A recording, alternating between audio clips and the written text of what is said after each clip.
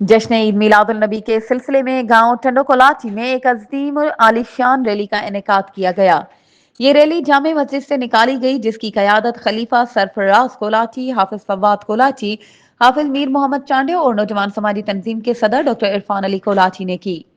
Rally में गांव के छोटे बड़े अफराद समेत आसपास के इलाकों से आए हुए शहरियों ने बड़ी तादाद में शिरकत की। शुरका रैली नाराय तकबीर और नाराय रसालत के पुरजोश नारों के साथ जश्न मीलाद के रंगे नजर आए।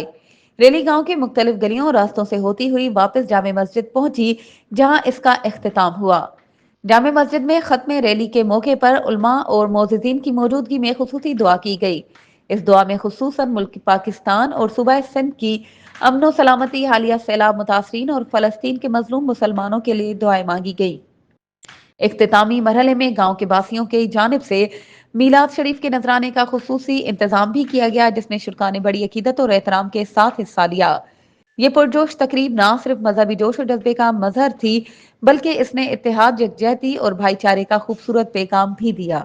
मजीद खबरों और अपडेट्स के लिए हमारे चैनल को सब्सक्राइब करें और बेल आइकन को प्रेस करना ना भूलें।